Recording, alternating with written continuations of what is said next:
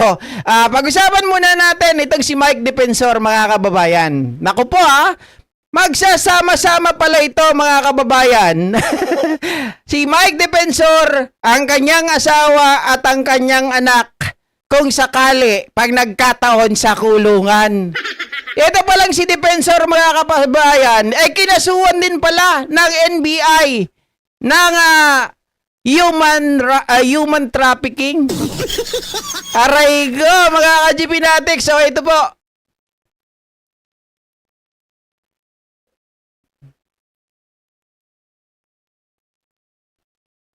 Last na lang si former Congressman Mike Defensor, pati pala si Mike Defensor kakasuhan attorney. Akala ko yung misis lang at saka yung anak. Well, kasi po ganito yan, no? Sabi ko nga, nung nag-file po kami nung last Friday ng kaso, kasi based po yun sa naging raid nung Tuesday, yung mga kinasuhan po dyan, yun yung sa pananaw ng investigador at ng NBI, malinaw po na mananagot sila sa kaso. We are governed by Memorandum Circular number 20 of the Department of Justice, kung saan sinusunod na rin po namin yung tinatawag na reasonable certainty of conviction. Mabigat na ngayon ng mga kababayan pagdating sa no? Ito lang yung nagustuhan ko nung naupo si Boying Rimulya sa DOJ. Ito yung kauna-unahan nagustuhan ko sa kanya. Kasi pinabigat na nila, mga kababayan, pag nagpa-file sila ng kaso, hindi na kagaya nung dati may probable cause lang. Kailangan ngayon, mga kababayan, mayroong certainty of conviction. No? So, kumbaga mas kailangan kapag nag-file ka ng kaso, mga kababayan, sigurado ka na mabigat yung kaso, tatayo agad sa korte, mga kababayan, para pagdating po sa kataas-takasang hukom, 'di ba? Ay talagang alam nila na hindi ka matatalo basta-basta. Department of Justice, kung saan sinusunod na rin po namin yung tinatawag na reasonable certainty of Ayun, reasonable certainty of conviction, mga kababayan. May sapat na dahilan, hindi lang basta probability, sapat, reasonable, mga kababayan, certainty of conviction. Sigurado kasi may certain 'di ba? Reasonable certainty of conviction. Na alam mo na kahit sa ang anggulo mapunta, mga kababayan, kahit ano pang ilaban ng mga nasa kabilang panig, alam mo na talagang may panalo yung kaso na hinahawakan mo. So ganun ang pinapatupad nila, mga ka-GPnatics.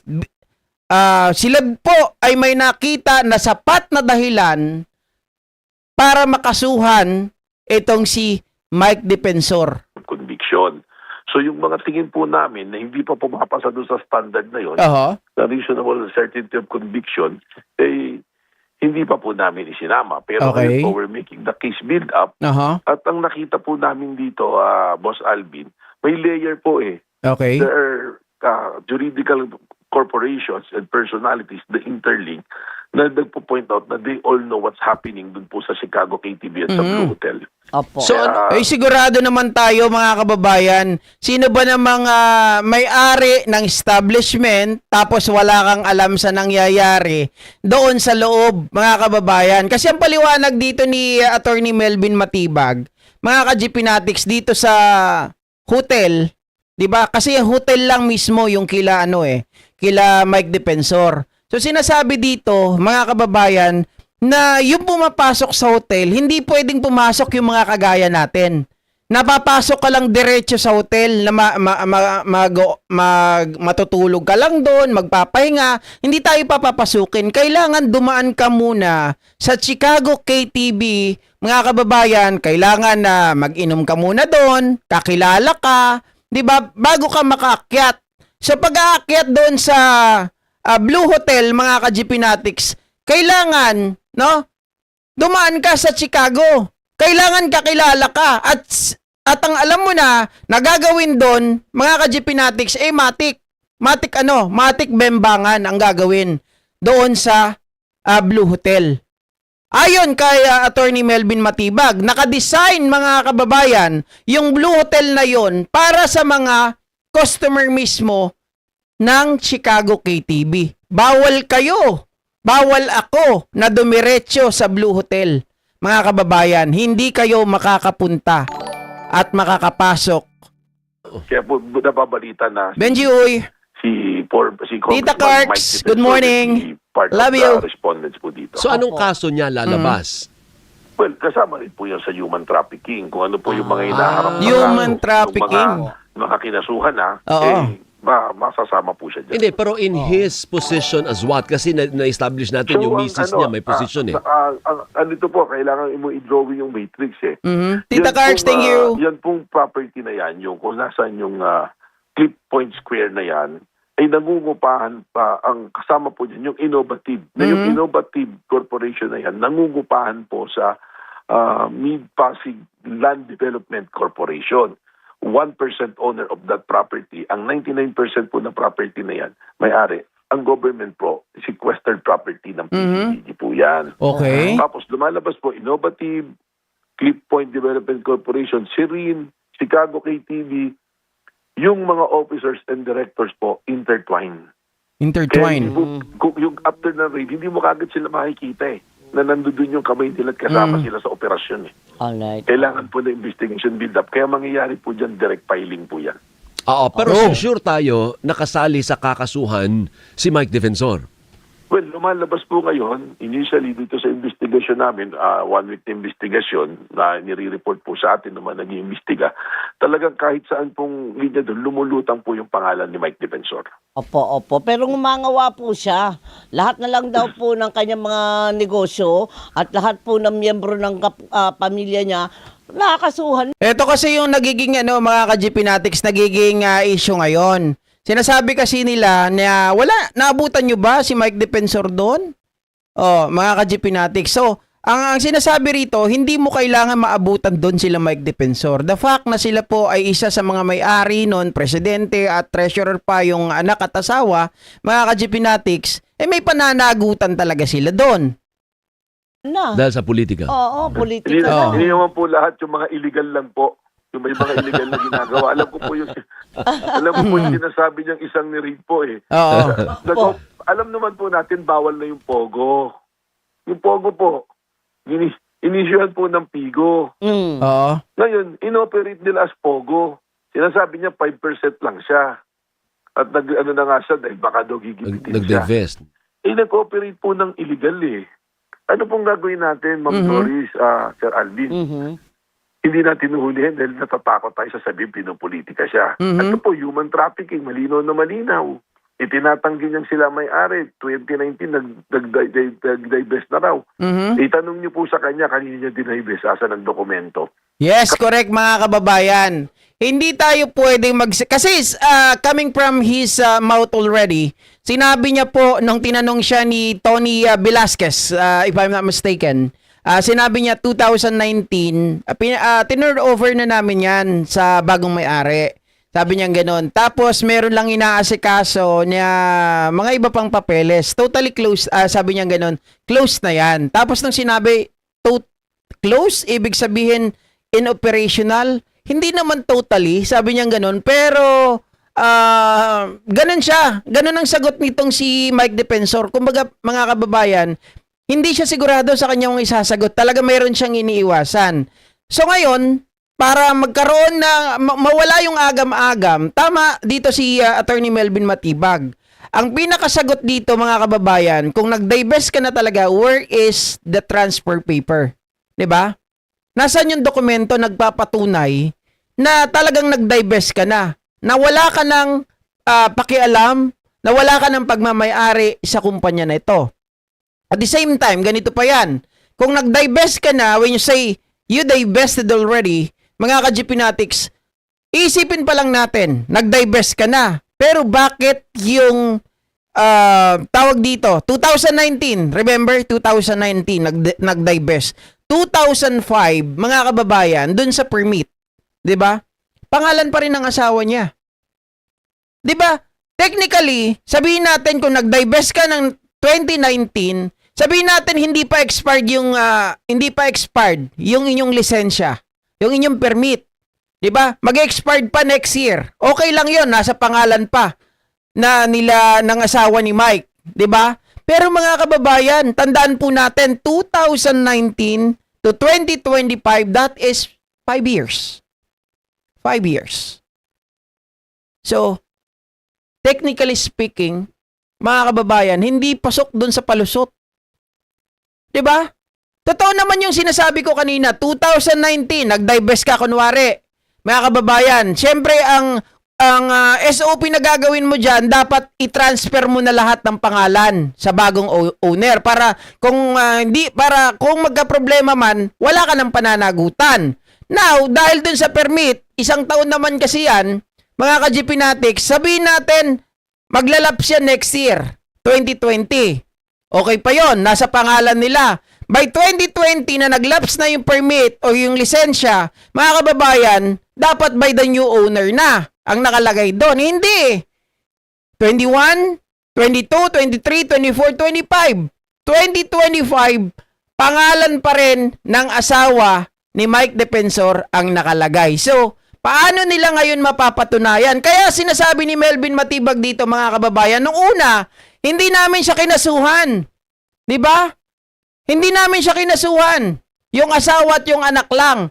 Pero ngayon, mga kababayan, direct filing yan. Kinasuhan na rin namin siya ng human trafficking. Kami po hawak namin ng SEC documents po. Ang SEC. registration from Pasig City Hall. Kaya po, sa totoo, may mga nagkikriticize kay Mayor Vico na walang ginawa. Sa totoo po, tinulungan kami dito ng City Government of Pasig eh. Naka-hands-on po rito yung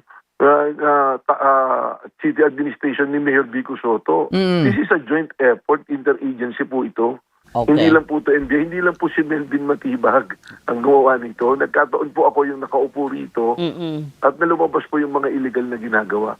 Alam nyo po, sana po, hindi natin pinagbabawalan yung taong mag-criticize po sa gobyerno. That's part of the democratic process. Correct. Marami naman po nagkikriticize sa gobyerno eh. Pero kung may illegal kang ginagawa, panagutan mo. Correct. At pag pong meron pa siya sinasabing kahit sa Geneva Convention on the War, na may mga exempted, paggirahan, sabi niya, exempted bang asawa niya, dapat sa pamilya niya, yung dokumento po nakalagay din yung asawa at anak niya. Yes, yung renewal ng business, nakapangalan pa rin sa asawa ni Bingot. 2025 na yon, mga kababayan. Kasi, babalikan ko lang baka hindi nyo naabutan. Kung paniniwalaan natin yung narrative niya, yung explanation ni Bingot, ni Mike Defensor, 2019 nag-divest na. Huwag muna natin hanapin yung dokumento. Hanapin lang muna natin, mga kababayan, yung permit.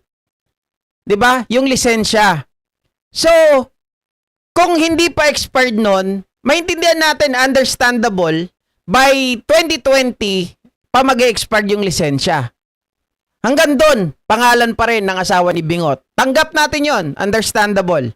Kasi ongoing pa nung nag-divest sila. Kunwari lang, mga kababayan. Pero, dumaan na yung 2021, 2022, 2023, 2024, 2025. Until such time, mga kababayan, until that date, di ba? Pangalan pa rin ng asawa ni Bingot ang nakalagay doon. So, paano mo sasabi na that you already turn over sa new owner, mga kababayan, na nag-divest ka na dyan?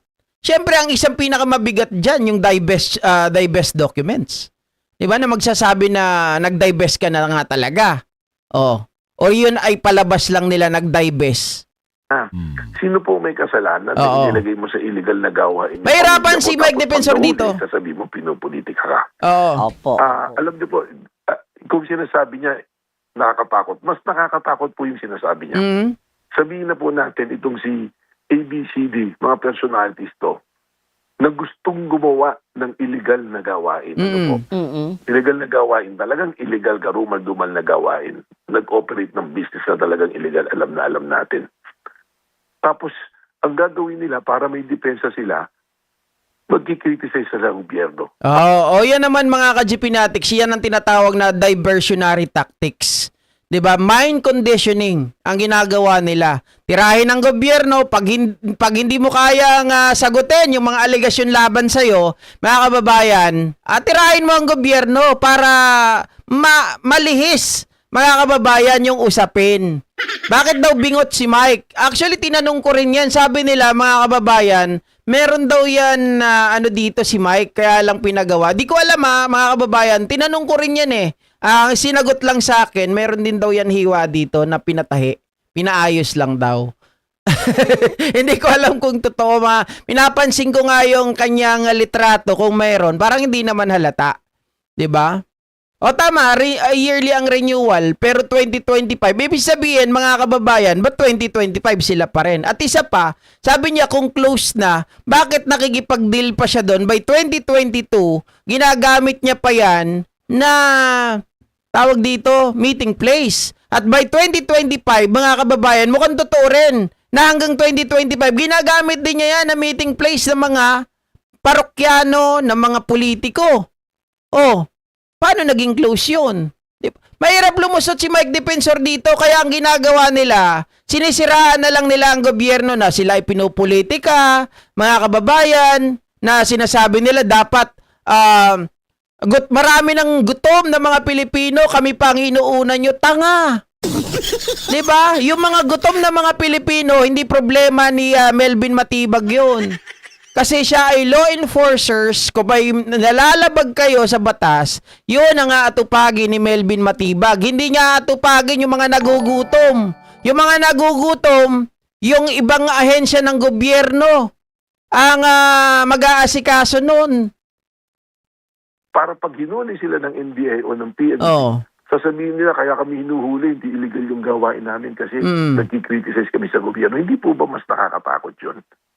Kung illegal na nag-iisip at ang gagawin na lang maglumaban sa gobyerno para pagka hinuli sasabihin illegal. Opo. Hindi po Sige, ba? tama Politika yun, tama. Depensa. Opo. Thank Di you, ba sir. politika magiging depensa? Hindi po ba?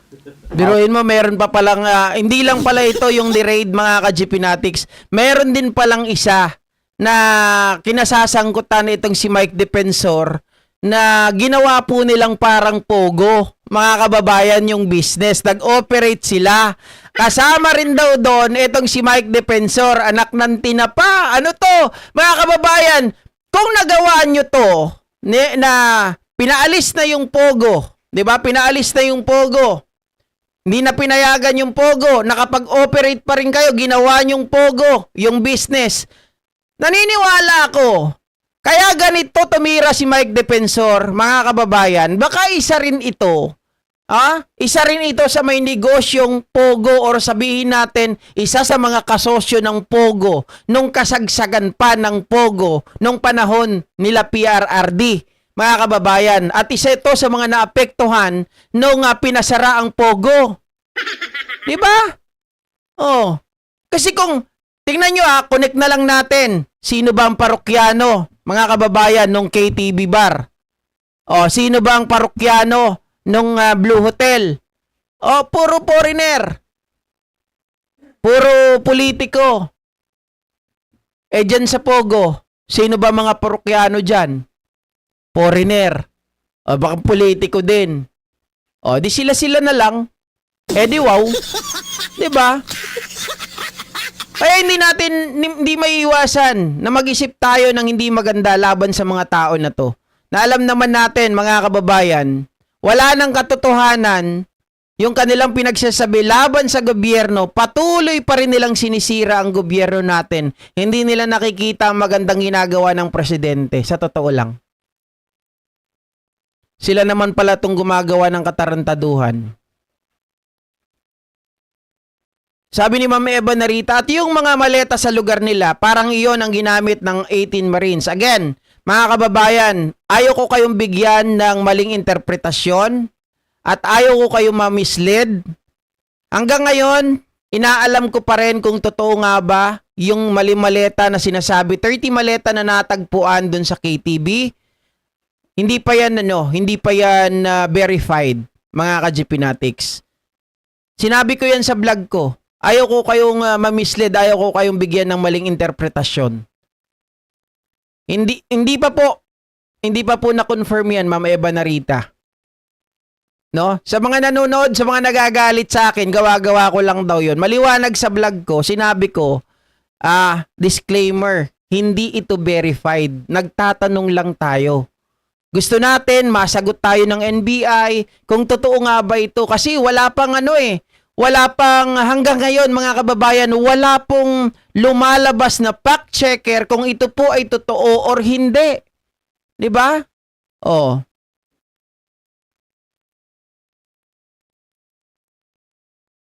Alright, so next topic tayo mga ka-GPnatics.